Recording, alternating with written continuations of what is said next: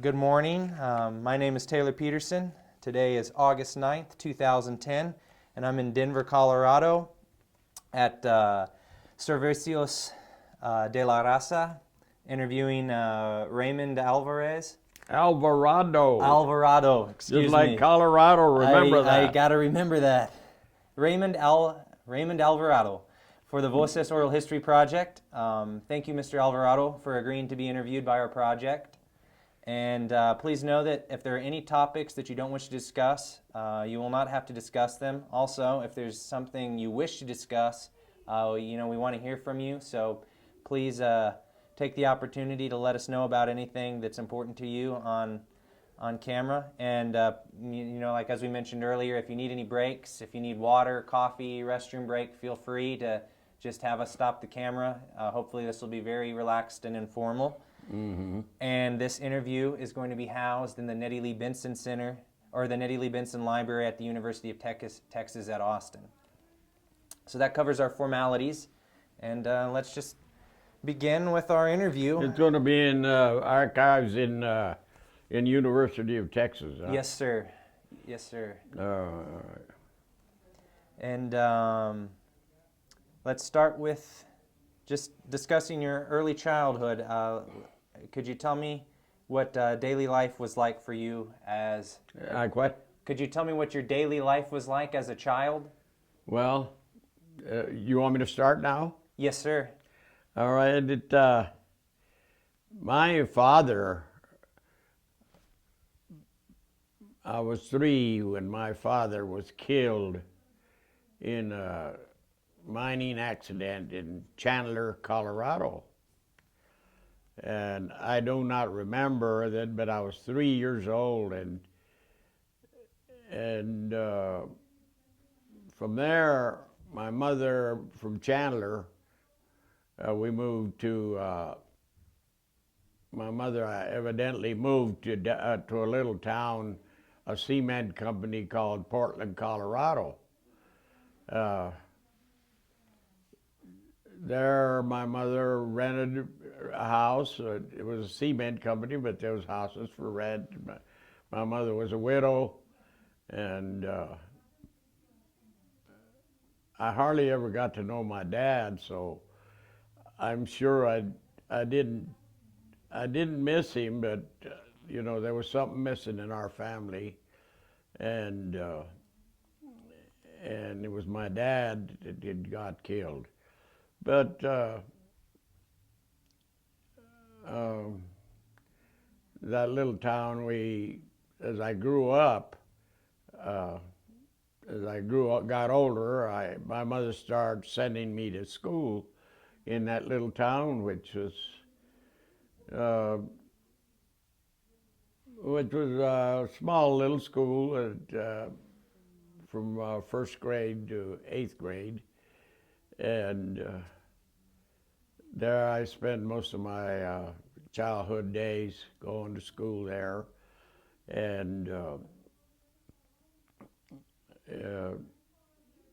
I didn't miss my dad because my dad, he died when he got killed when I was 3 years old, and so I just didn't remember anything, and before you know it, I was in this little town, and I remember we had a house, but I never missed a dad because evidently it just went out of my mind that I never asked my mother, where is my dad, where is my father? No.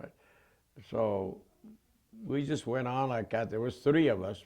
My brother Manuel, who was the oldest, my brother John was the youngest, and then me, I was in the middle. So us 3 of us were in this town. I'm sure it was pretty sad for my mother, and I was, pretty devastating. And so, as while we were little kids, we just grew up there, we had a house, and my mother, I think as time went on, men would bring clothes to her house to wash them, the workers. And I guess my stepdad kept bringing clothes, and then I guess he asked her for her hand in marriage, and which was great. And he had a house there, a nice house.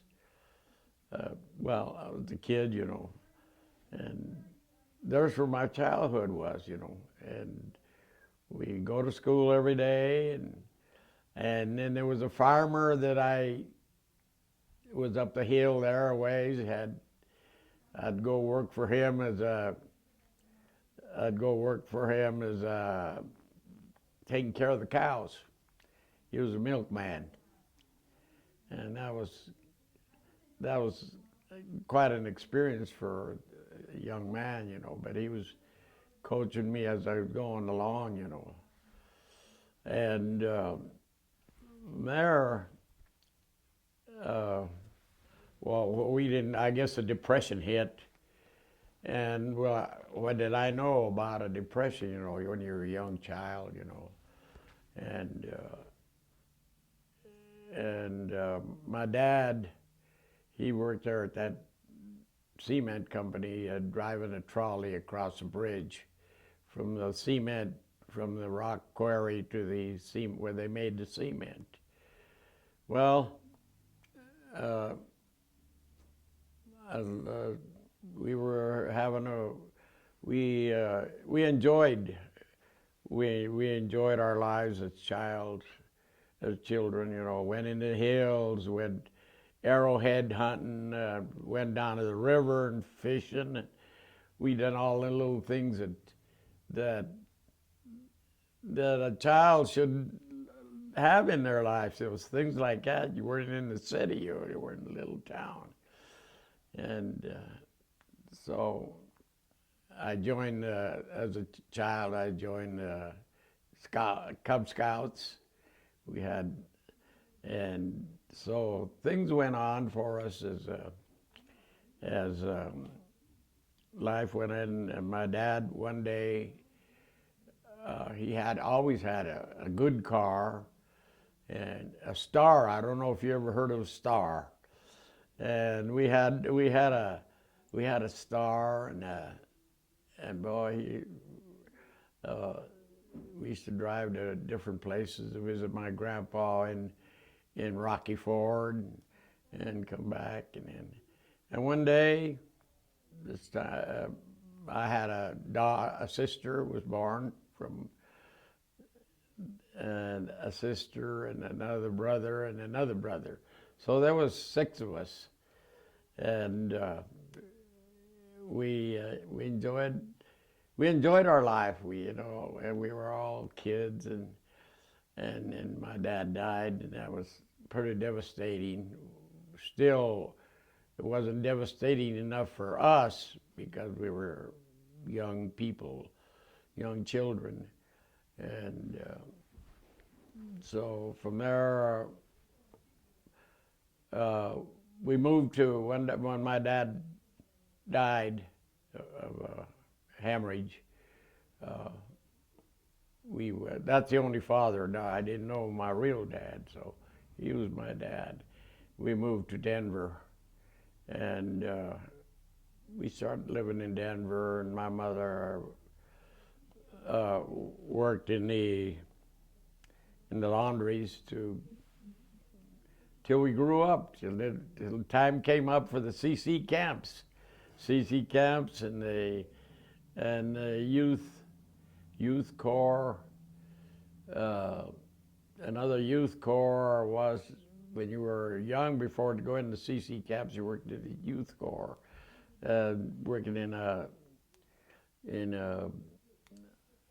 little place where you made different things with wood. And so it was, I had a great childhood, I thought, but, with lonesomeness for our fathers, But we didn't pay. You know, when you're a child, you don't pay attention to that sadness. You try to live from day to day, you know, and then your mom feeds you what what uh, what she can afford, you know. And then it was during the Depression that we were already. I was hidden already. I was going to Manual High School. I remember. I went to junior high. Graduated from Cole Junior High. I thought that was a great thing. And then I went into Manual High, and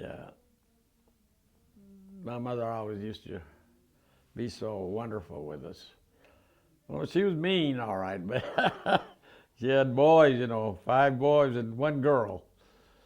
So we always, you know, and from there we started becoming young men.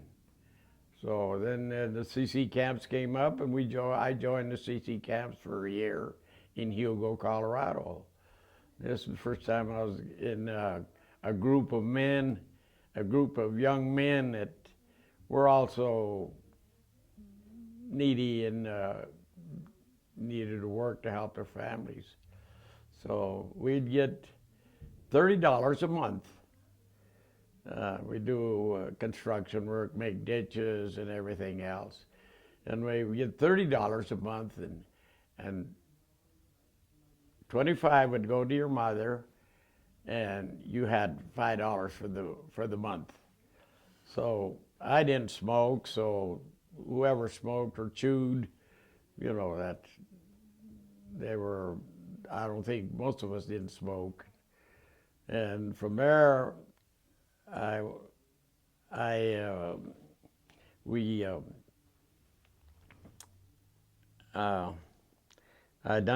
stood a year at the CC camps helping my mom.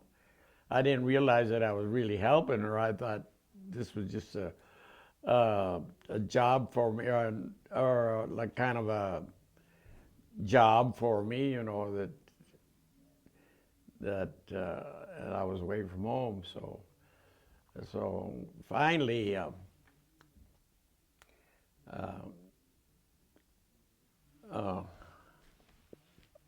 tears popping out of my eyes. So after that, the war came along, you know, and so we were not prepared for war. You know, people don't believe it. We were not prepared for war. And the Germans attacked us, and the Japanese attacked us. But, you know, the United States is a wonderful country that can come out of any tragedy or any bad things. In the United States, we formed an army. Well, I didn't go in yet, and finally, I think I went in 42 in the Army, and it was another great experience there. And you go in the Army, you don't know, you have to know how to take orders, you have to know how to march, you have to know how to use a weapon, a rifle, and so that was always. I was always, as I went, I was learning to be a man, to be, you know, to help my country, and that was most enjoyable for my heart. And I realized it later in life, but as I was going, I was a young man, you know. And the first time I went into the Army, I remember, they inducted us there at Fort Logan. And from there we went, they sent us different places. Some went to California, I went to St. Louis, J.B. Barracks. Oh, and I remember I was marching once, and I just glanced away from the march as we were marching to the mess hall. Big groups watching it. And I just kind of glanced away, and this sergeant drill instructor caught me. Boy, did I ever get a chewing. And I never turned again when I was marching. I always looked straight ahead. And then from there, we went from basic training there. We had basic training at Jefferson Barracks, Missouri. And we had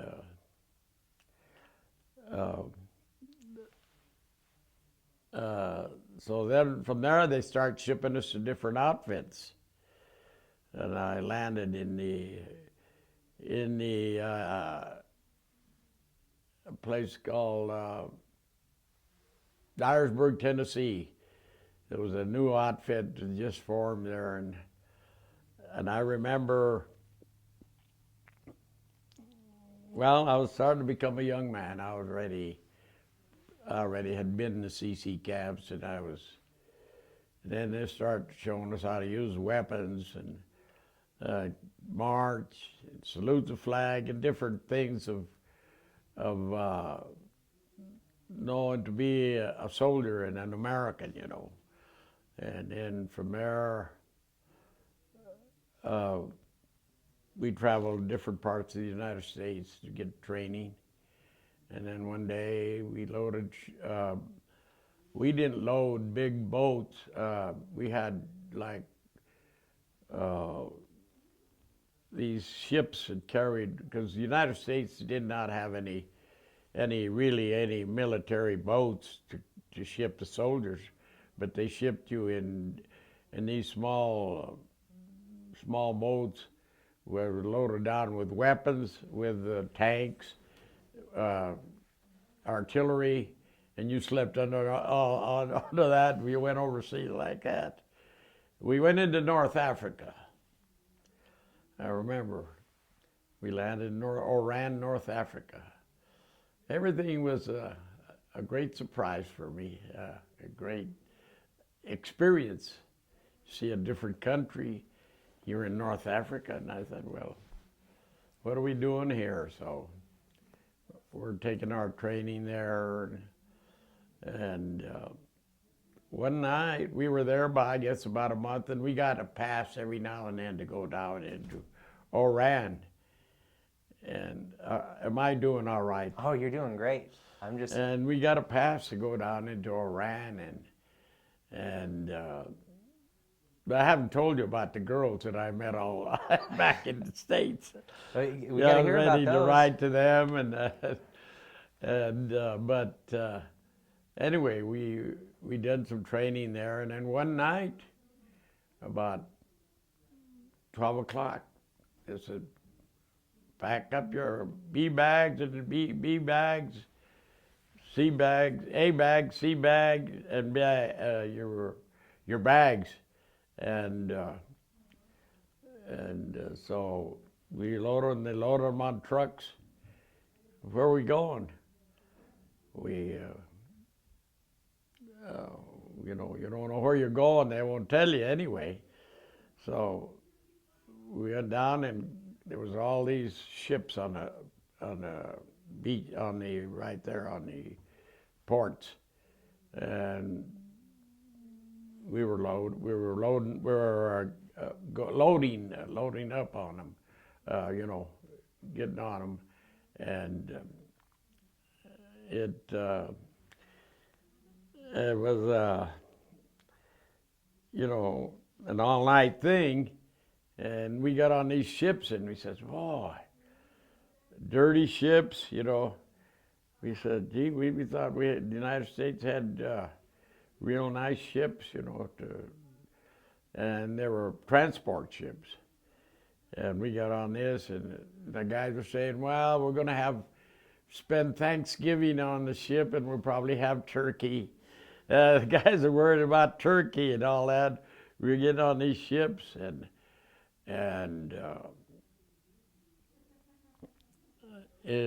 you know, we went down to the 8th deck. By the time we got on, we were one of the last ones that got on. We went way down to the 8th deck.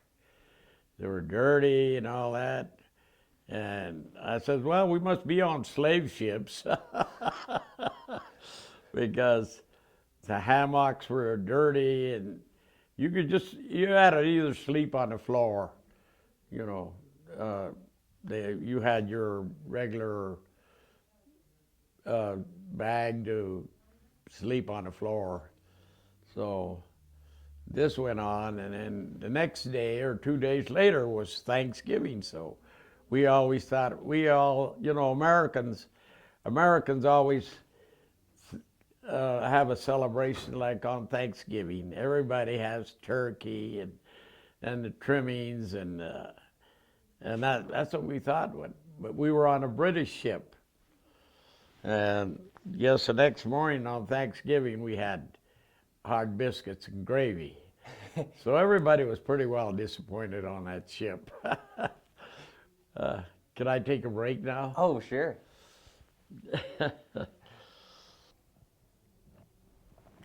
Secret, you know, that was kept by the United States.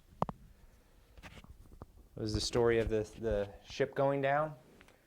Yeah, being sunk by a Hinkle 14142, I think. The reason I know this is because I met the son of the man that sunk our ship. Oh, really? That hit it with the Hinkle 192. I think it was a Hinkle 192 aerial torpedo. Mm-hmm. So, am I on now? Yes. All right. So we're out to sea, and we had a bad Thanksgiving. You know that. We wanted an American Thanksgiving, but the British were they were the ones in charge, and so we had biscuits and gravy, and so we're getting along the best Americans get along anywhere in the world. They're just so different races get together, and we're all the same, but we're Americans. We're fight for each other and everything against the enemy. That is not for each.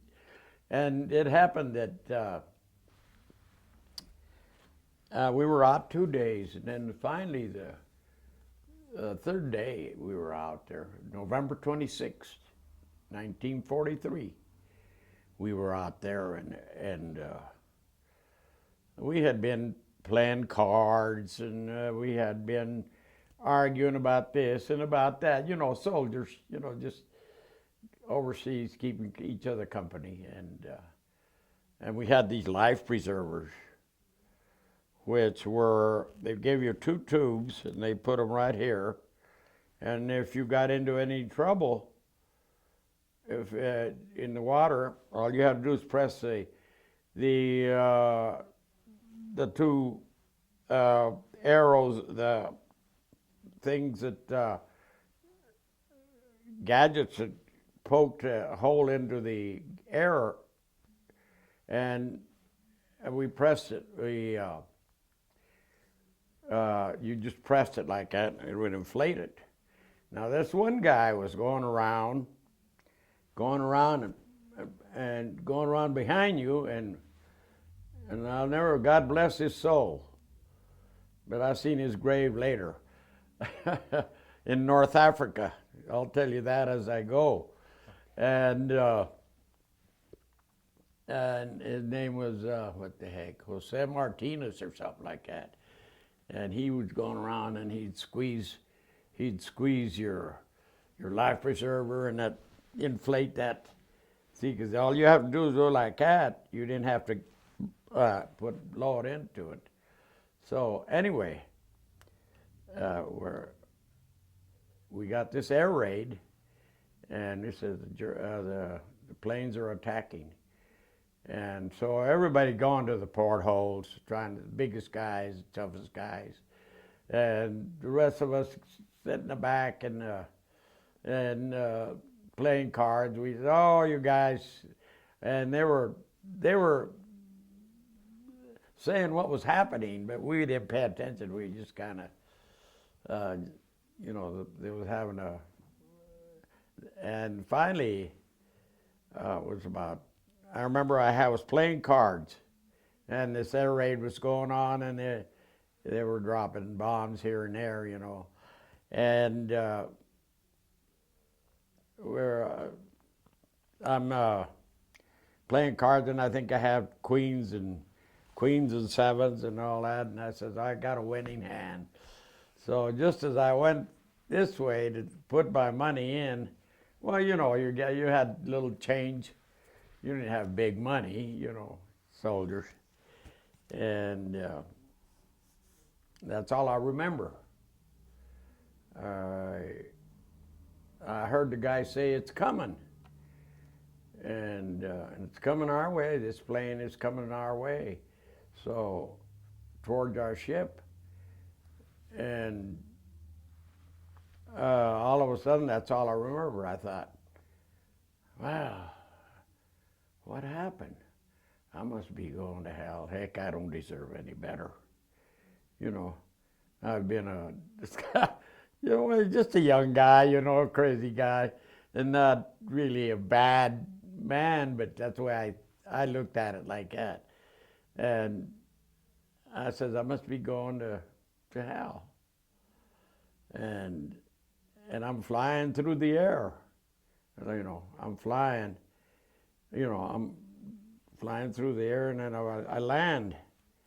I remember landing, and on my fours, I was on my like that, and I said, and I looked up and I seen this ugly smoke, yellow, different colors, red, different, and I said,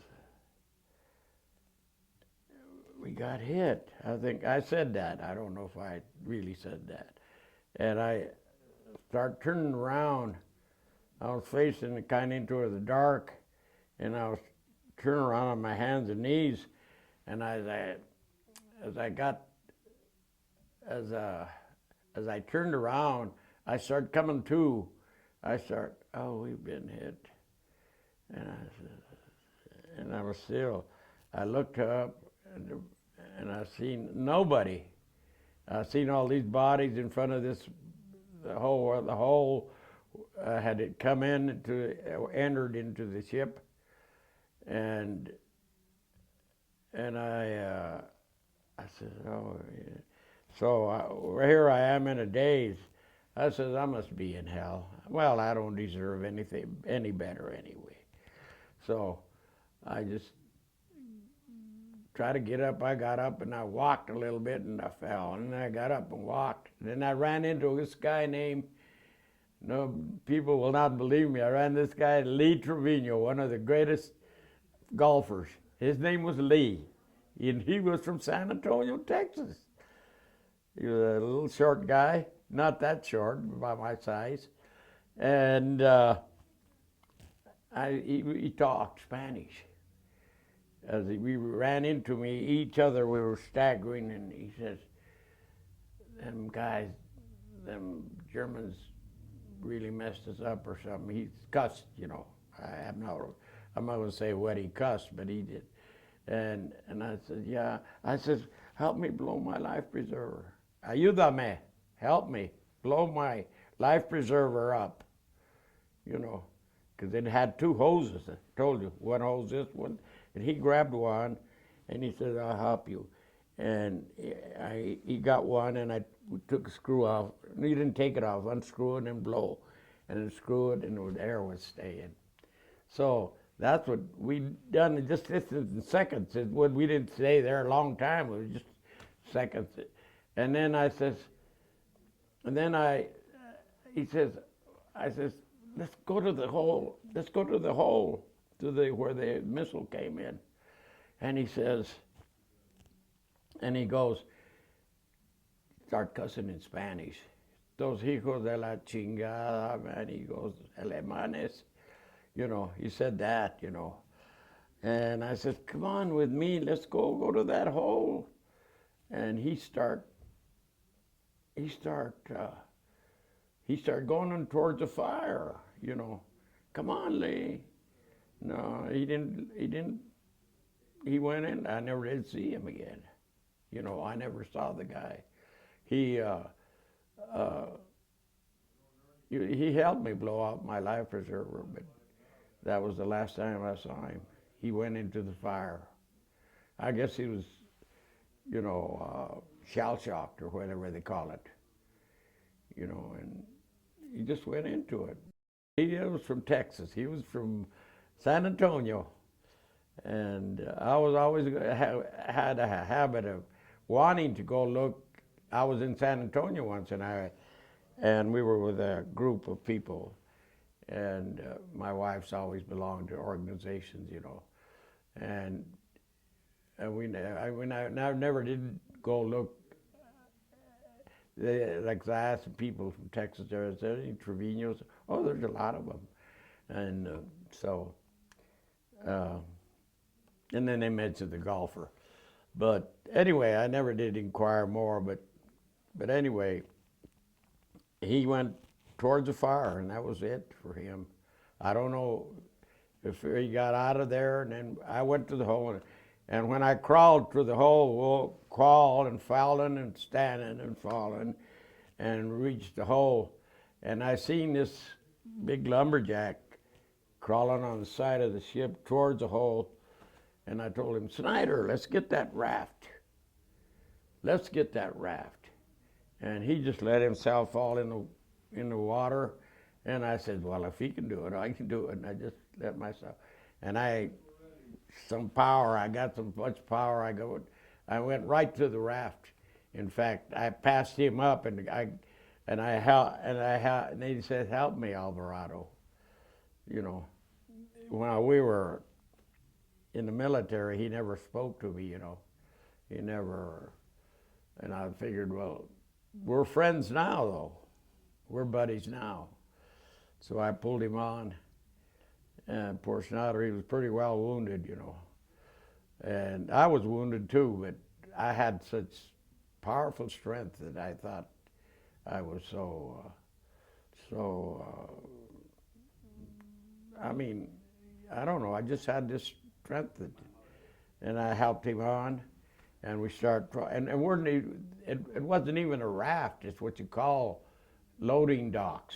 These loading docks they're about that wide, about 5 feet, about that wide, maybe almost 6 feet. And so we're riding he's groaning, and I'm more or less helping him, tying him on to the what ropes we had there. You know, they were on the side where they load these docks, ship. But anyway, he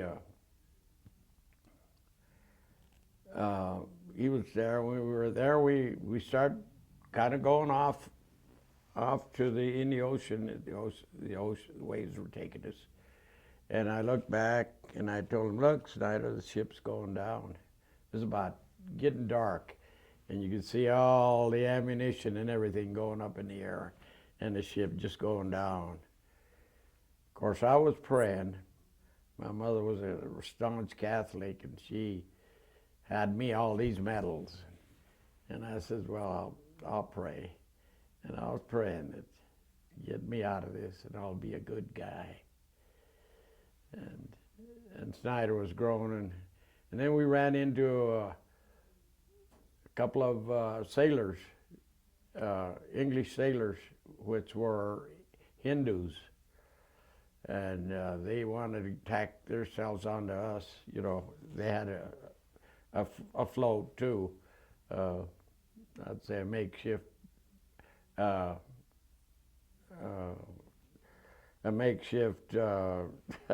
craft, or whatever you call it. And so here we are, we're going, hitting them waves, And we looked back and we see that the ship going down. And it was already getting, I think it was about 5 o'clock when that ship was going down. And I could hear the guys screaming, fighting. You know, people were getting on rafts and or boats that they let down the sides, and they were just so loaded down with guys, they were just fighting like animals. You could hear the screaming, you know. And I'm glad the Lord just took us off to the side. You know, I didn't have to fight nobody. And then these guys were attached to my boat, my wood, my makeshift, my makeshift Raft? So, yeah, raft, you know. Mm-hmm. And so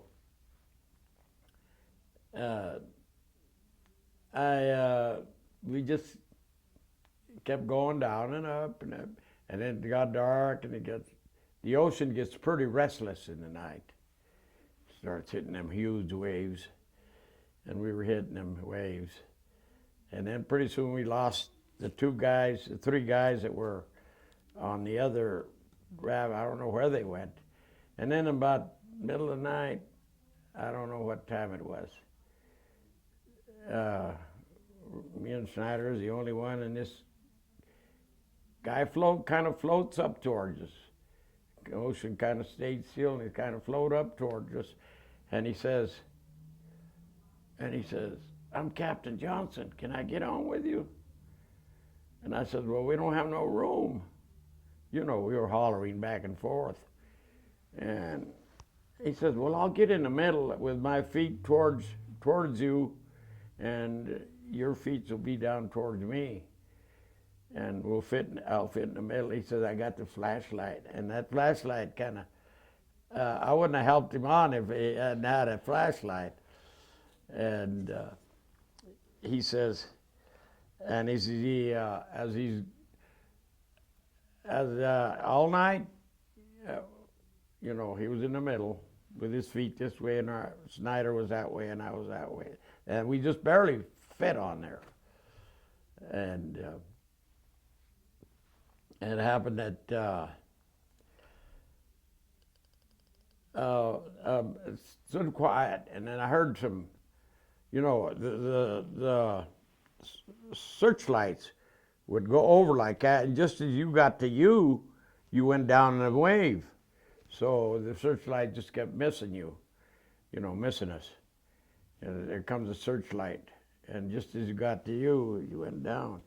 Well, anyway, I heard this tingling off like that, and I had been praying, and Snyder was groaning, and Captain Johnson with his flashlight, and I see her just tingling in lights to the left, and I told him, "Captain, give me that flashlight." And he handed it to me, and I said, "I don't care if you are German, I want out of these waters." So, big light hit us, and there was a USS Pioneer, minesweeper, picking up survivors. And they pulled us up. They went close to us finally, and sent down Navy guys, and put us up, took us up to the top. That's when I gave up. I started screaming for morphine. What did I know about morphine? You know, so that's what they said they gave soldiers in the war when they were wounded, so they wouldn't pain so much. And they put me, I screamed so much, I guess they put me in the first mate's cabin. That was nice in there. And next morning, that's all I remember. And then I don't know what happened to Snyder or nothing. And then next morning I woke up, I was on the dock, laying on the dock, and these guys were lined up all along the dock. And they were going down, the doctors were coming by, military doctors coming by.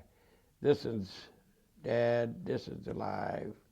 And they just kept going down. They just kept going down and mentioning it. And otherwise, if they said this is alive, they had a stretcher pulled you out towards were they ready to take you to the hospital. They had a British hospital. I remember I went to a British hospital, but all them other guys that were there were casualties. And Snyder and we got sent to a hospital in Bone, North Africa. No, it was in, what's the name of that town, North Africa? The English have a hospital there. And I remember when I was in the hospital there, they had me laying in the bed, nice bed. And I told the nurse, come here, please. And she says, we're not nurses, we're sisters. And I said, oh, these are English people. So they were real nice. And then we got shipped from there. Once they got us together, I guess they shipped us on a convoy down to, what was the name of that? Anyway, there was a hospital. It was an American hospital, tent hospital. There was no outside hospital, tent hospital. So I was in the hospital there. And it was, I remember there was a guy to my right who had come from Sicily, wounded. And boy, the nurses had come to clean him up. And he'd holler them, call them prostitutes and everything else. And he was just delirious. He was all full of shrapnel, And Stanley, now you behave yourself, we'll call the doctors. And he wouldn't, and one day, he'd lay next to me in next bed. And I said, nurse, Stanley's breathing funny. And they came over and he was dying. He died. Yeah, but he had come from Sicily. See, a group, the 82nd Airborne had jumped into Sicily. And they were bringing them guys over there to North Africa. But I spent, about a month there in the hospital there. I was wounded here and there. And one time I remember the nurse, I told the nurse I'd like to go to the restroom. She said, well, there's a bedpan there for you. I said, I want a bedpan. I don't want to go to I think I can go. She says, well, there's a toilet outside about 50 feet. You can go with these crutches. So I went down there, but I didn't want to go on a bedpan. And when I came back from the restroom, I was coming to the door and I fainted. And there was a beautiful nurse picked me up and took me to my bed. She says, I told you not to go. But that was wonderful. And then I had a chance to go around and visit some of the guys, survivors that were in the hospital there. Bialo and I don't know, McGee and Snyder and all them guys. Finally, I was there, and then one day they said, I think you're ready to go back to the front. So I said, I'm ready. So I went back to my outfit, and Guess where they were? They were in India. And I went all the way to India in my outfit there. But it was so, I mean, I think the Lord was watching me all the time. And from there, they awarded me the Purple Heart. And of course, I had saved some guys, but they didn't award me for that, you know. And so we spent there in India and Burma. We were fighting the Japanese. We went from the Germans to the Japanese. And we spent most of our time there in North Burma, or close to Burma.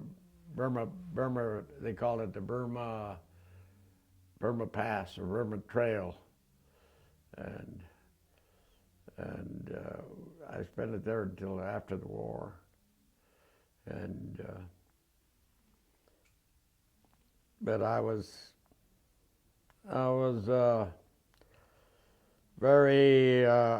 always thankful for the Lord for pulling me out of that mess, you know. Plus he pulled me out of other messes, but you know, I says I don't deserve this, but the Lord can be good. You know, a lot of people won't believe it, but I think most soldiers do when they get wounded. They believe in the Lord. Get me out of this. I know I've been a scoundrel. So I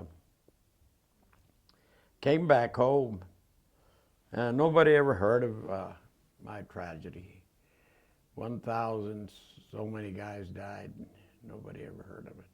Kept secret till I told you when this senator in Metcalf, Senator Metcalf, I think he was a representative or he was either a representative or a regular senator, you know. And I just heard that he had dying of Alzheimer's. He lost my son was just telling me now that I was in Washington.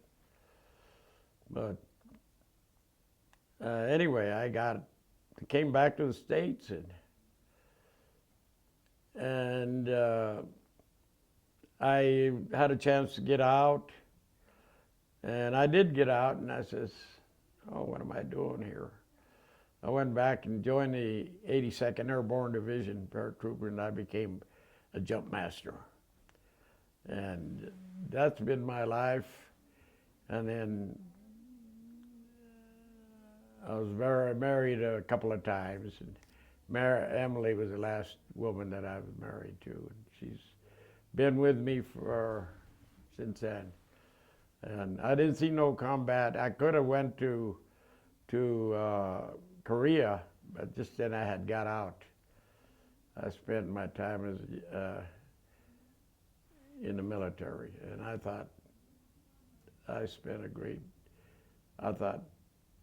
you know, the Lord has always protected me from atrocities, from bad things, you know, in the war.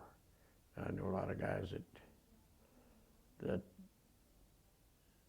the only thing I've got missing that, my nose and my parts of my body that shrapnel had got to me.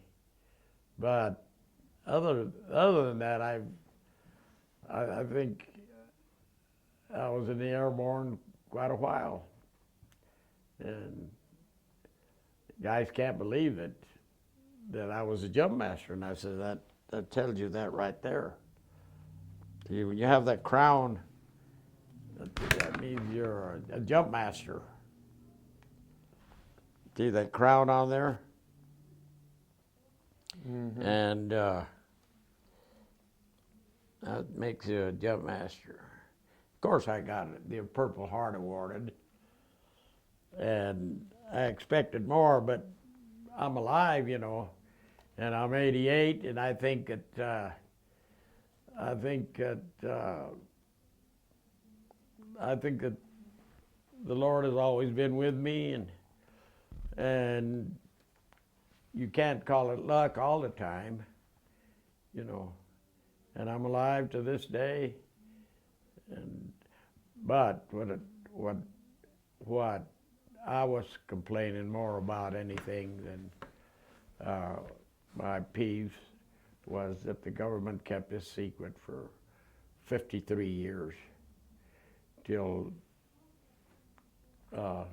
Senator Metcalf took it to Congress and made it Resolution 408 in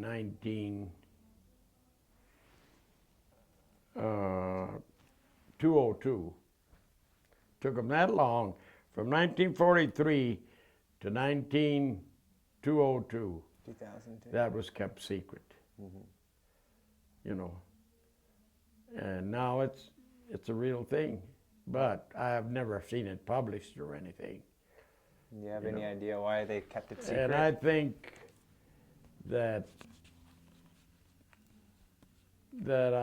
I did deserve a medal here and there, but I never did.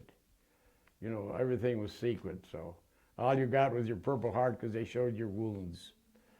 But I was expecting something. Not that I do things to get a medal. You do that to help your fellow soldiers, you know.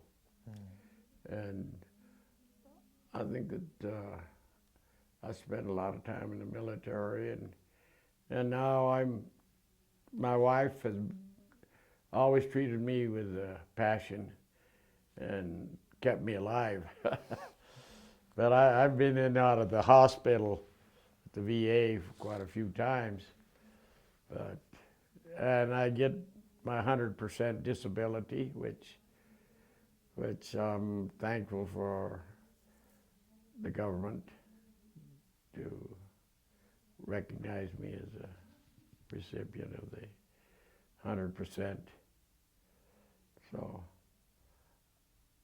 that's been my life, other than street life or a regular life, you know. And my wife has always backed me up, and she says, you got to let people know about this. So I think the people are wonderful anyway. I did have a chip on my shoulder when I came out because nobody ever heard of well, you were in the war? And I said, yeah. Well, we never heard of you. So people are, you know, there's so many soldiers, how are you going to hear about every single soldier? And I think I've been to a few operations, you know, and the VA has taken care of the government has really taken good care of me. You know, they've watched over me, and anytime something's wrong, I just got rid of an attack of pneumonia, so the Lord always seems to pull me out of deals like that, you know. And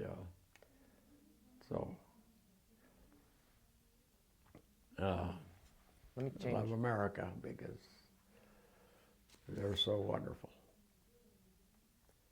Let me change tapes real quick. Sir? Oh, go ahead. And I think that they've been America has been great to me and to my families, and so I was just always complaining that I didn't get what I deserved, but I've got my health that they've taken care of. So, and one thing about, you can't beat the American soldier. Tougher than heck. you know, and I'm sure you don't want to hear my married life, but that was my military life, you know, and so I thank the United States for the great things that they have done for our soldiers. They've missed a few on us by mistake, but not wasn't intentionally. You know, a lot of soldiers didn't get what they had coming to them, but most of them did. I mean, it wasn't like they ignored all our soldiers. And I love this country, and I'll fight for it again if I have to.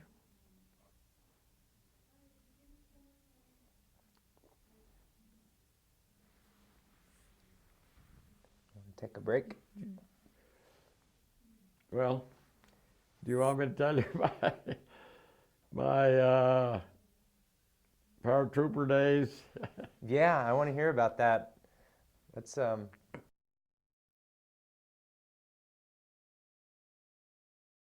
only reason I was angry was about the HMT Rona secret, you know, that they kept that secret and had it been for Senator Metcalf. It would have never been put down in the books. right. So, when did Any questions you got to ask me? yeah, I was gonna ask you then. So, well, let's talk about you were with the. I'm not on though. Yeah, I've got you on now. Yes, sir. So, when, how much of a or in what year did you re-enlist with the 82nd Airborne?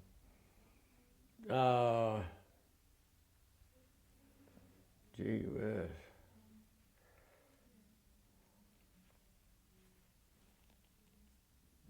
I got out out of the war in 1944, and I was out, I guess, about 6 months to a year. And that's when I told you we were on what they call there was no jobs for soldiers. Well, with experience, what would experience we go in when we go in the Army? All you had to do is the only experience you have is to know how to pull a trigger and know how to camouflage. But that was, so I re-enlisted. And because there was nothing out here for me, no jobs, and so I went back and I went to where did I go to when I re-enlisted?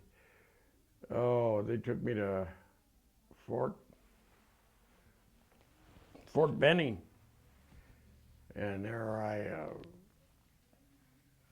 I was already enlisted for the. Oh no, I went to Fort Knox, Kentucky. They took me from the enlisting camp here in Fort Logan. From there I went to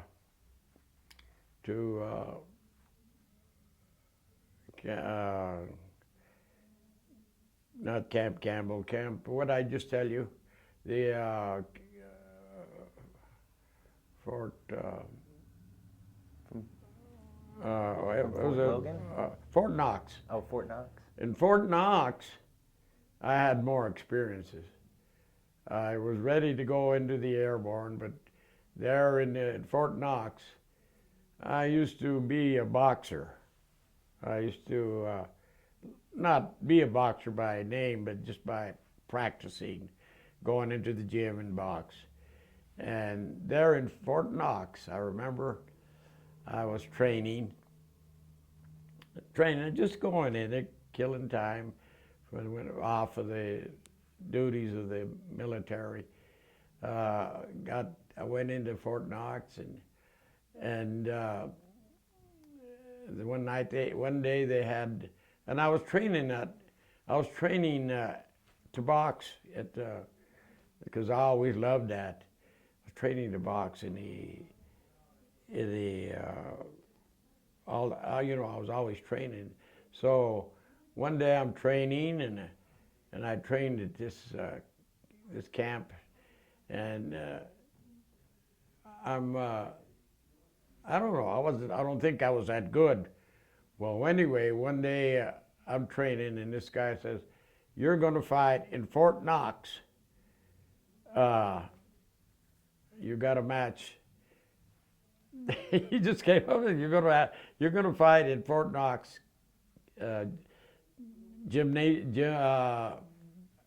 hall, Soldiers Hall. Man, that place is huge.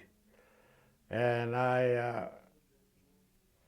and he says, "You're going to fight the semi wind-up. You're not going to fight the main event. The Joe Louis, the famous Joe Louis, is coming to view the troops, and the troops want to see him." And he was like, I love Joe Louis because he went around to camp, and the soldiers would always always around, wanted to see him. So, he always had guards. He had military guards wherever he went. And here in Fort Knox, he went, the day I went to fight, we went to this big, huge stadium in Fort Knox, which is big, I'm telling you. And it was full of soldiers. And I was putting the gloves on, ready to go to my semi-wind-up, which is the semi-wind-up is before the main event. And just as I was putting my gloves on, "Come on, let's go." "You go. Joe Louis is coming in the building now." So we went in the ring, and I was supposed to fight a black guy, colored guy, and he says, "We're going to take it easy, aren't we?" And I said, "Not in front of Joe Louis," So I boxed his ears, and Joe Louis even said he was in the ring with us, and Joe Louis says, "Mix it up. You guys aren't doing." So I started, instead of taking it easy on him, I was really doing my best to to get some punches in. Let's put it that way, not knock him out. So we went through it, and Joe Louis, I got to hold his hands and everything else. And so I've met some great generals, and I've met some great people like Joe Louis, who was treated towards the end. The IRS was after him, and he was in Frank Sinatra's club in Las Vegas, greeting people, for money. Mm-hmm. And that was a bad thing too that the United States done to Joe Louis. But anyway, that was my fight with Joe Louis. It was so wonderful, to grab his hand and go like that with the boxing gloves. And then, so I was feeling, that was one of my great experiences in the military, And then from there I went to Fort Bragg. Fort Bragg was a new thing for me. No, I went to Fort Benning, where they trained paratroopers. And I went through that training. I realized that they teach you everything there They teach you how to fold your parachutes and, march and everything. Airborne is high class. It's high, top notch. It's not mediocre. It's top notch. Not that all soldiers are, but airborne. They're trying to teach you discipline.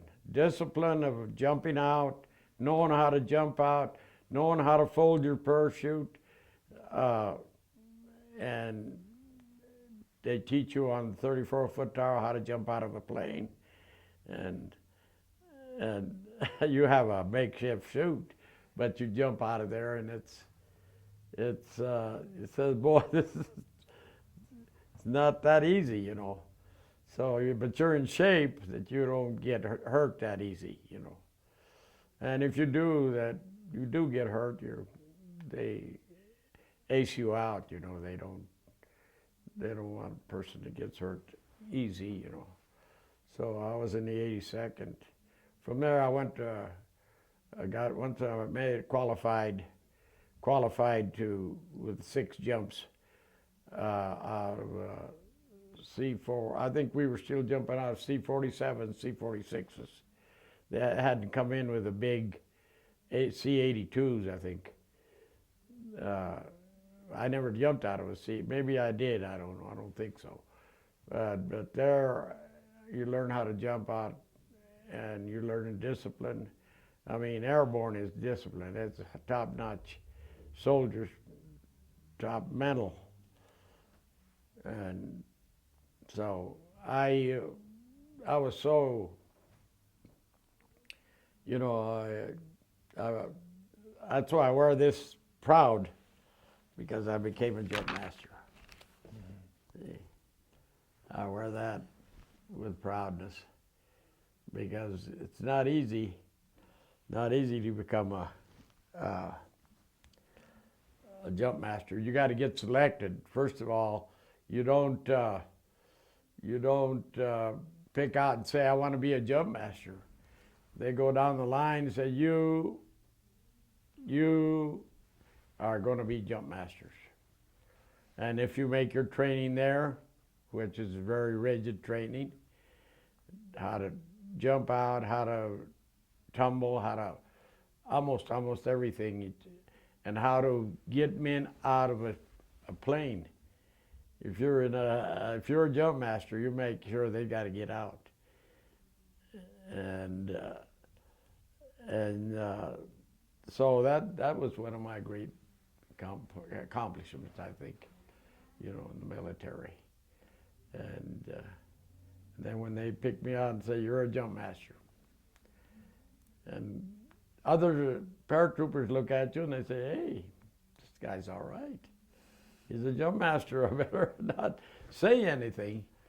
So I was always, I spent 3 years, I think, in the airborne, 3 or 4 years. And I finally, I guess I'd done enough military. I was in the hospital in North Carolina for different things, but most of my life was being a paratrooper, and I came out as a jump master with my wings and everything. So I'm very happy that I've been through life. I've tackled areas that not everybody would try. I just in my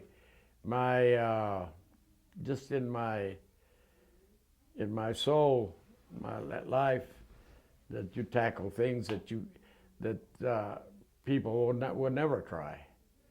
And not that I say it's something special, but I think it is a special thing that you become a jump master, and know how to kick guys out of the plane. If they don't want to get out, if they hesitate at the door, you got to be there to grab the cable and kick them out. because the guys behind them will miss a DZ, the drop zone. Mm-hmm. So you got so much for a drop zone, so many seconds. A drop zone is maybe 100 yards. And if one guy's going to stay there and wait to go out, you got to kick him out because he's going to get you off on the trees out there. Get the rest off, So it's not a job. It's not a military thing that you should be able to follow the instructions. And if you want to be a paratrooper, be one. Don't hesitate. Don't say, "Well, I'm sorry, I'm here." Get out before you say you're sorry. And that's been part of my other life, And I enjoyed jumping out. I enjoyed pushing guys out, and hardly ever usually when you have guys that are out to be a paratrooper, he's got to have it up in his mind that he's going to excel. He's going to do his best to become a paratrooper, and I was always getting picked out to do different all Army field tests. I passed that with my flying colors. When they send you through a obstacle course, and you have to know where when you hit a mine, what to do with it, and things like that, and different camouflage things that they show that they have in their all Army field test. When you pass the all Army field test, you've done something, because they send you through artillery, through booby traps, and everything else. And you have to know just what to do, how to disassemble it without, they're not real. You're not going to step on anything real. But they got simulated bombs here, booby traps, hand grenades. You got to know how to assemble them, disassemble them, or whatever it is. And I went through that. I don't know how I've done it, but I've been. I think I've just had my mind set on doing things, A lot I blame it on to the Lord, because He's always been so good to me. Never had a father. Always, that one thing used to get to me. Everybody had a father, and never ever had a father. I've had a stepfather, but he died quick too. And I think my life has been wonderful. Anything bad that ever happened to me is because of my own stupidness, ignorance, stupidness, or whatever you want to call it, And so I just pray to the Lord that He's always protected me. And I said, I know why, because I never had a father. And that's been my military life. And I could go on, but I think I've told you the main parts of my life, and I hope people ever see me on there, men or young men see on there that you can accomplish something in life if you just set your mind to it and put your heart to it, and love your country, and love your fellow soldiers. Because they're the ones that can send you through great life. I'm 88, and I expect to be, I think my kid said, my son says I have about 7 kids. One of them that passed away, but he was sick. He had schizophrenia, but all my kids have always, I've always been grateful for my life, and I'm not sorry that I was in the military.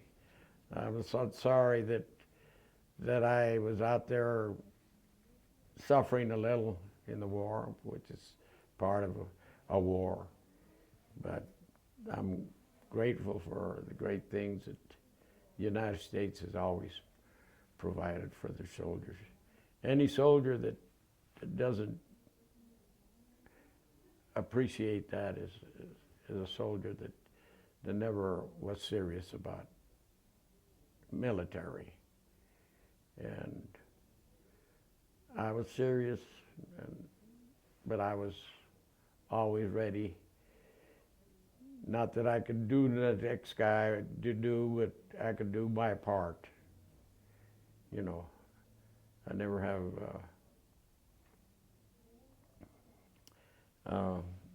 So I saved men from the ocean, and I think that was one of my great accomplishments in life. Pulled men out of the ocean, and just think, Snyder was a big lumberjack. You figure now this guy would have to help me. I'm a little short guy, 5'7". He's 6 foot, big guy. I had to help him. And you know what? He told me, Ray, Alvarado, he didn't call me Ray. Alvarado, when you come to Idaho, he says, when you come to Idaho, we'll have a great time. I'll tell all my families about you, how great you were. And I never did. And I was going that way one day in Idaho. And my daughter was with us, my mother, my wife, and my daughter, and my son-in-law. And we were going to visit my son in Washington. And when we were getting towards where he lives, Idaho, my brother-in-law, my son-in-law says, "Are we going to go see Snyder?" I said, "No, let's keep going. We got to go see Junior." And I never did go see him. I know he came after the war when I was out getting drunk or having fun after the war. His family came over to my house and waited all day at my house. And then I came home, and my mother says, "Ray, you just missed the Snyders. They just left. They had to get back to Idaho, and you missed them." I said, "Darn it." I said, "I should have been there." The lady wanted to thank you. His mother was with him, and she says, "I want to thank the man that saved my baby." And I wasn't there. I've done some bad things. Of course, I was drinking, but I should have been home. And then I had a chance to go see him, and then one day I called. I said, "Is Louis there?" She says, "Ray, he waited for you. He passed away." But I've done some bad things too that I should have done and didn't do,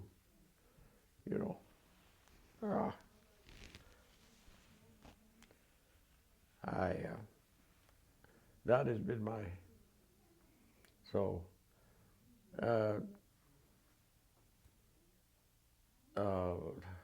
things I've done is just stupidity or not paying attention to life like you should. You know, people that want to be around you or talk to you or thank you, and you're not there because you're doing something stupid. You know what I mean? And that's the only things I have to say about the war and the military and the life that I've been through, the dumb things that I have done, not intentionally, but unintentionally, you know, that I have created a problem, like Snyder, you know. When I called him, he passed away. And probably other guys that passed away. I called LeBlanc, called him in Louisiana, and I says, Henry there? I like to speak to Henry. Well, Ray, he waited for you to come down to see him. I never did. I miss a lot of men that I got, that I was in touch with my heart, but I just let it go. Careless life. You're away from. You know, you don't think. You know. Now that friend of mine, that army man, I should have been there for him. I should have been there, at least to say hi. You know. But that's all I have to say about my life. Other than that, I have a wonderful wife who is always nudging me. You're going to go do this. You're going to go that military thing. You're going to do this because you deserve all the attention that you're getting. You know, you did your time, but now people want to know about you. Your attention, you know, your life and how you conducted yourself, so they can make a example of themselves. You know, and say, that man done it, I can do it. You know, and I was angry because we lost all these men and they kept it secret. I told people about that after the war. Told them about the bombing, and we never heard of it. You know, told other soldiers about it. We never heard of that. And not too long ago, a guy came down to the gym where I go try to keep working out. I gotta keep moving. He brought me a piece of paper. He says, look, I pulled this out of the internet. It said, the HMT Rona was sunk by Hinkle 192 and kept secret for 53 years. The guy brought me the paper, and nobody ever knew about it. So I got to remember that, you know, people figure, well, maybe that death wasn't that important to all them people that died. You know, they, and to this day, I met the man, the son of the man that let that missile go at us, that bomb go at us, aerial torpedo. I met the man in Seattle. We were in a reunion, and he came down from Alaska, a German guy, And he says, we were having a meeting in Seattle, and he knocked on the door on our office, and he says, I'd like to come in. And I said, well, this is private. This is for guys from H to MT Rona, survivors or relatives, not too many survivors. Anyway, he told me, he said, I'm the son of the man that let that missile go at you, that Hinkle 193. He says it was my father, and he was so brokenhearted when he knew what he had done, that he had killed 1,000 so many men in one whack. And he was so sorry, and I came to apologize. It was, what was his name? Don Zuckerman.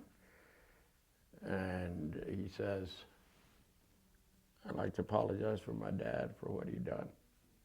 And my dad said he was very sorry. He's dead now, he said, but he said he was sorry what he had done. You know, that he had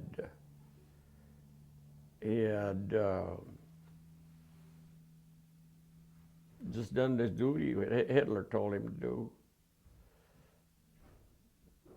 So you let these go at the ships, American ships.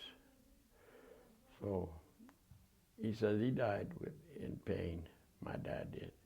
So I just came to apologize for my dad. So I think that was one great thing. And he came all the way from Alaska to a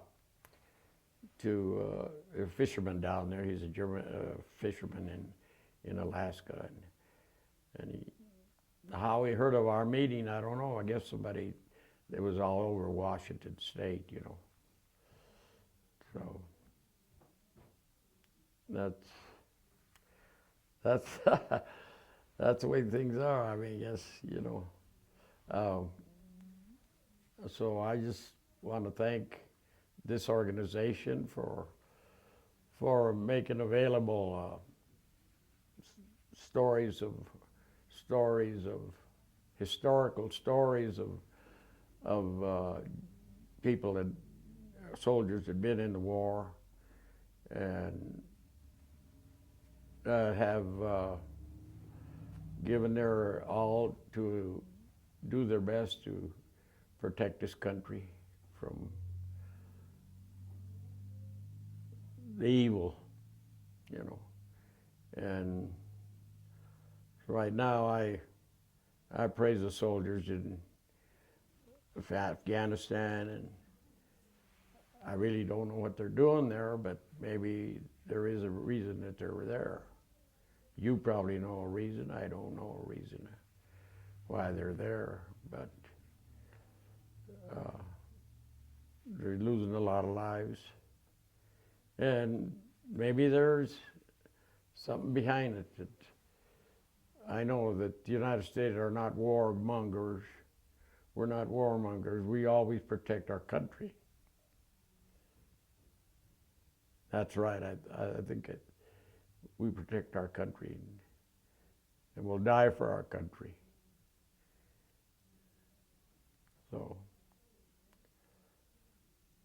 I thank you for filming me or showing me on the film. Thank you for telling my story the best I could, the best I can remember. You got to remember, I'm 88. You did very well. Any of the questions you got to ask me? Yeah, I was going to ask you a couple more questions, if that's all right with you. Do you want to take a break, though, for a minute? Or you wanted me to go ahead and ask some questions? How you doing? We got water, don't we? Yeah. You want to take a sip of water? I'll have some, too. The main question that I just wanted to hear from you is if you could compare, I guess, your experience before the war to your experience after the war. Sir?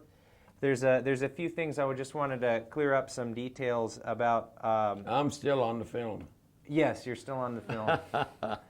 I was going to ask you a little bit about your time in the Depression before the war, and your experiences growing up. How would you compare your life before World War II to life after World War II? Did you notice a lot of changes? And Well, not the after World War II.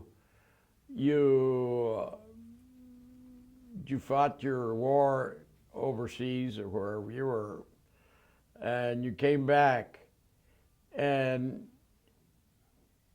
you. I think you were looking for a job. You went looking for a job, and there was no jobs. It was still depression. 1942, 43, 40, 44, 45. It was still, this country was down, you know. They still had, it was just, this country wasn't ready to receive us, as many soldiers that came back. So we got to what we got was a 52-20, $20 a week for 52 weeks. Once that year was over, if you didn't have a job, I don't know how you by then you should have known maybe the jobs were starting to pick up. Like I went to work at General Iron Works after the war, after that whole year that I got a job at General Iron Works. Of course, you know, and I was a clerk checker. I got I got a job at another foundry and a lumber yard, and you know, and you come back with a little mental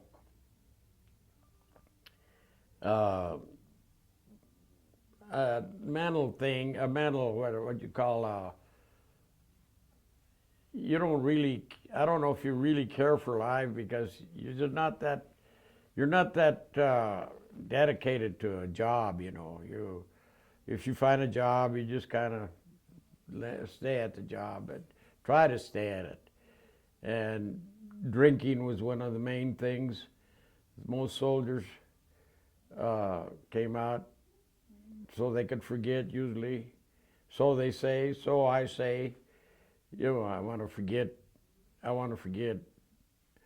the war, and I want to get drunk. I want to stay drunk. And most guys, Willie Marino, Al, Thomas, Benny, I could just go on and on. The guys that just drank themselves to death. On and on and on I could tell you about guys that I'm one of the lucky ones, you know, that didn't continue that path, you know, which I did continue it for a while, you know that. I was no angel.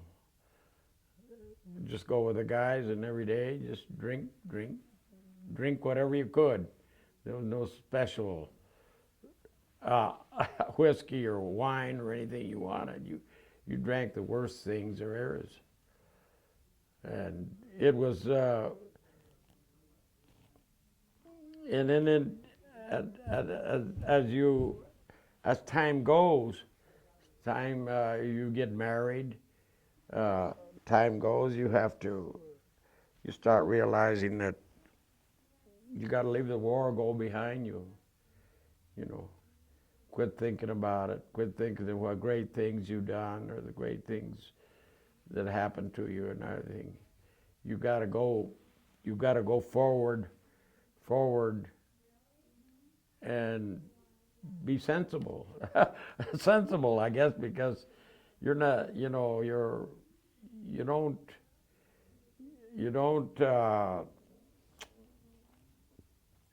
you know, you come back from war, you don't you're not the same guy. You're a different person.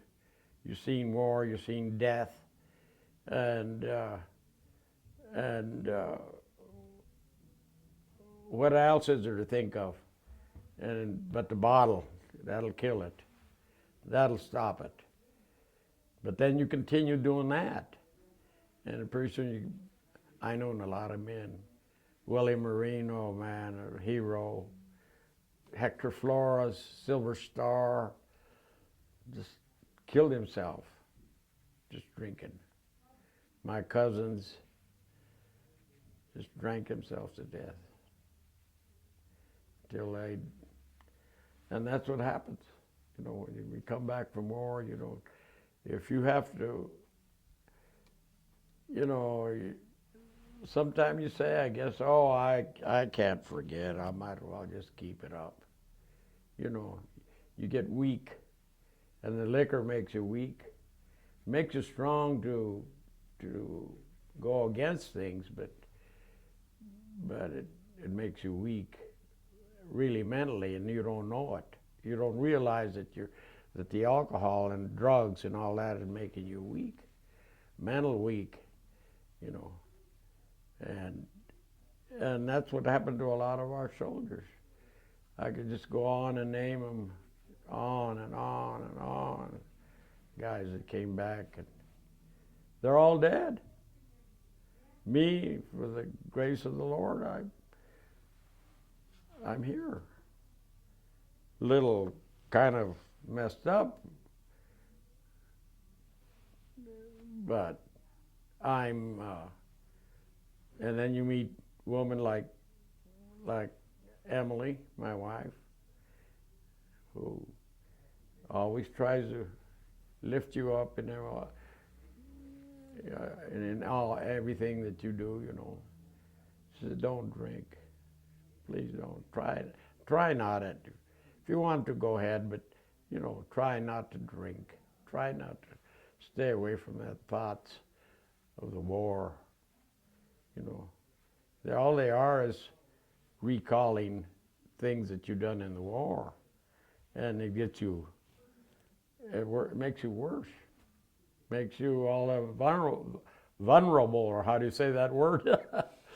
It makes you an easier touch, you know. And so that's been my life. And then I ran into a wonderful woman like my wife. We have children. She had children. I had children. We've had such a great life together. And anything that's happening now in military, she's right there. She says, come on, we're going, you're going. You got to let them people know who you are. You got to let them people know what you've done. You just didn't go to war and come back and say, oh, there's Ray. You got to take people and say, look what Ray done it. Look what he done for this country. He didn't just go down to war and then come back and waste his life. They'll say just another drunk died. They don't say another soldier, another great soldier, a great fighter, great protector of this country. You know, and I'm not condemning the United States at all. I'm condemning, you know, it's when we come back, we just either have to straighten out or go down. Bring other people down with you. And so, you know, a soldier's life, now you're going to have guys coming down with PTSD, come down with the shell shock. You know, and the reason why I have to drink, I need a drink. Get ready. Quit thinking of that. That's the trick right there. I need a drink to get ready. Think of that part. The atrocities, you know, and And you don't blame like the Germans or the Japs, you know. They were in the war too, you know. So they went through that too, you know. You wonder why these atrocities, you know, that war, and you look at, gee, was I in that? Gee whiz, you know, that is horrible. You know, war is horrible, and it ruins a lot of lives. And we have to get in war a lot of times because we either get picked on, we hardly, I don't know, we hardly get, you know, we just get picked on and say, okay, if you want to fight, we'll fight. But the United States, I think, is one of the greatest countries in the world. Politics, but we're all in politics regardless, you know. You know, just like we used to laugh at one of your senators from Texas. He used to say, by God, if United States goes to war, Texas will go with her. We used to laugh at that. And yeah, he said, by God, if the United States goes to war, Texas will go with her. You know, and we just get a kick out of that. But I think most of your soldiers nowadays are starting to get better. I don't know if they're getting better treatment, or I don't think there's for the mind is, for your mind is not, there's very things once your mind is defected, you know, sometimes. You just have to go through life working in your mind and making yourself. And the time you're married, you have children, and that's one of the great things. Your children, you know, they're dad, mom, the kids. But just think of the kids that don't have fathers, mothers, and soldiers that get killed overseas. I'm not condemning nobody. War is war, and sometimes it has to be. You know, we didn't pick on Germany; they picked on us. We didn't pick on Japan; they picked on us. And we just fought back. And we had some of the greatest soldiers. I know some great ones. They're dead now, but you know, the Lord's let me live this long. I don't know what He sees in me. He ought to say, Ray, you ought to go come up here with me, or go down there with Him. You know, but I say, my life has been great. I'm not sorry for anything. I've been in war. I've been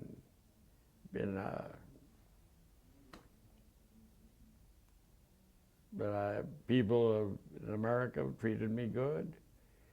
I don't have nothing against nobody. And if they want to start another war, I can't go now. I'm a little too old. They won't take me. So that's been my part of war, life to teach people that, you know, sometimes it can't be helped that soldiers get sick, and we start this war and that war. But we all got to survive, and I think most soldiers come back, and if they're treated right, I think soldiers will, you know, unless their mind is completely gone, and then there's hardly any solution for that. but to keep trying to, hospitals and, I taught PTSD, post-traumatic stress disorder. I went to my brother-in-law called me from Arizona. He says, I got a group of soldiers that want to hear about PTSD. Shell-shocked. And so that's what you got to keep not get in a corner and die. A lot of times I get there and I get in a corner and I say, hey, Ray, wake up, go work out, do something. Don't get in the corner and die. Be a toughie, man. Be a American. Be an American. If you're going to be one, not die. I'm 88, and Lord, I've been sick quite a few times, but I pull out of them. The Lord says, I'm not ready for you, Ray. You just keep up where you're going. So, I don't have no complaints about anybody, about anything, just let the politicians do what they want. They want to get us, like what'd you say, Vice President Jack Garner say? By God, if the United States goes to war, Texas will go with her. That's great. So, I don't think I have anything to say, but unless you have any questions to ask me. No, I think that's good. If you feel like gotten to talk about everything you wanted to say? Sir? I said you've been able to say everything you wanted to say? Yeah, I think I've said everything. I'm not holding back anything. Well, then let me... If I've cussed in them, good. But that's about it. I don't know unless you want to ask me something.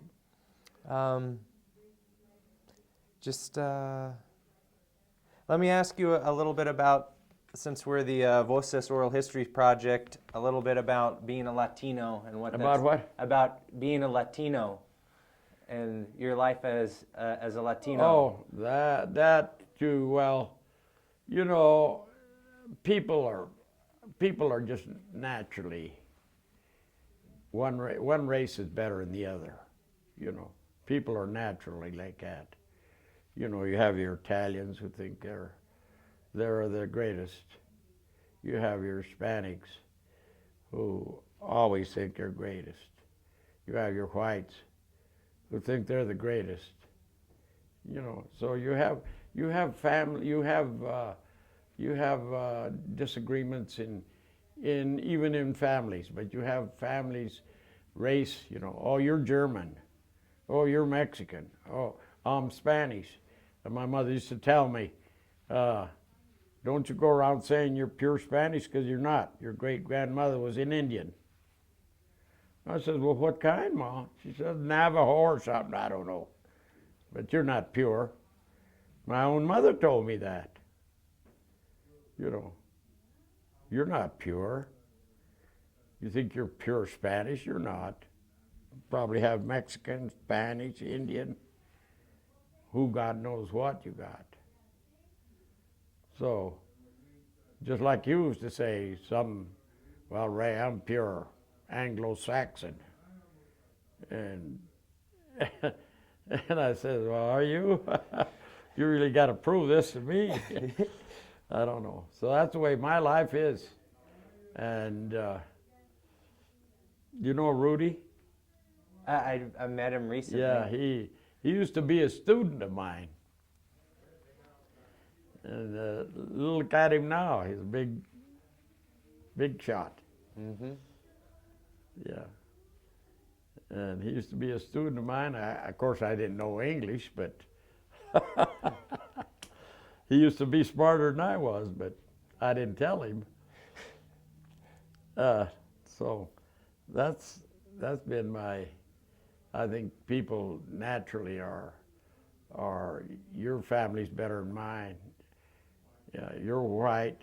You got white blood. You got Mexican blood. You got Latino blood. You got Indian blood. You got so everybody tries to be prove their race is the best, and that's where your fight starts.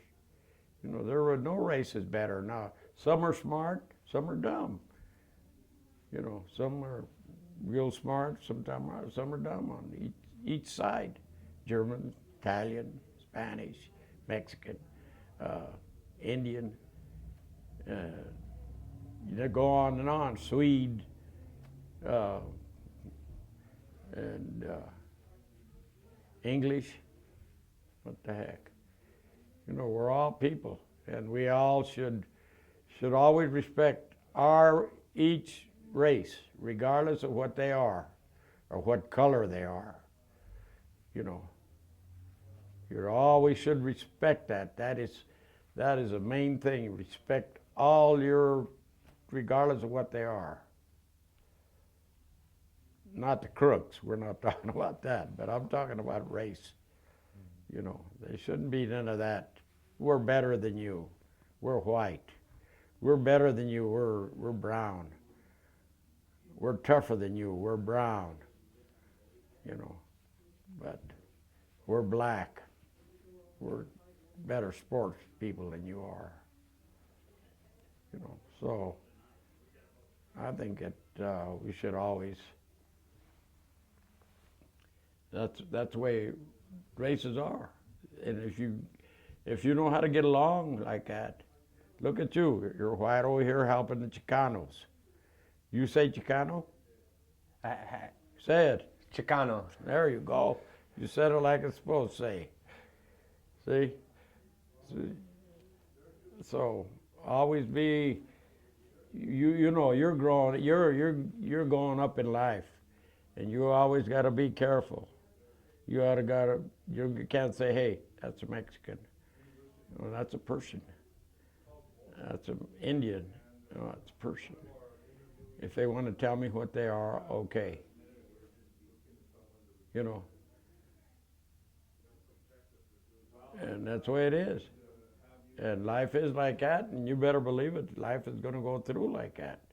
You don't want no dominant race either. That's what you were fighting against. Mm? I said that's what you went and were fighting against. What? I said that's what you were fighting against in World War II. Oh, you know not the so whole- much. No, when you're in the war, you ain't nobody. You're no special race. No, I know, but I'm saying how the Germans thought that they were the master Oh yeah, race. they thought they were better than us. You know, they Japanese. You know, they thought they were better. Between all of our races here in the United States, we kicked their butts. Between all our races, Chicano, Mexican, white, German, Italian, black. Read that, put that in your heart and remember that. Put that in your heart and you say, you know, we're no better than everybody else. We may have more money, but still you're not better, you know. So, yeah, I was kind of, you know, when I seen you kind of interviewing me, and I said, you mean this Anglo-Saxon is going to interview me? And, but I didn't say that, you know. Mm-mm. You don't say, hey, I don't want that guy. Where that did happen to me in school or where. I don't want him. Oh, in the Army. I don't want him. He's a Mexican. And this guy says, this colonel said, that guy there knows more shit than you'll ever know in your life, buddy. That guy right there. So don't go be saying, I don't want him because he's a Mexican, or I don't want him because he's black or an Indian. That guy there knows more than you'll ever know. So keep your fucking mouth shut.